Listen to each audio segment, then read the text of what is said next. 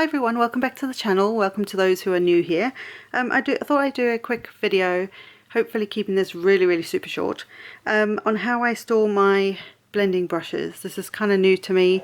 It's not new to the market as such, but basically I have two of these little silicone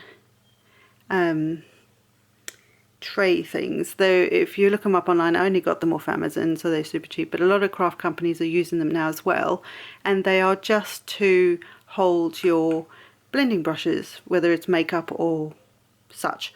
So I have two. I have one for each color of the rainbow in the back here in rainbow order, and then I have in the front here I have these little brush ones that I'm going to use for my smaller projects and things like that.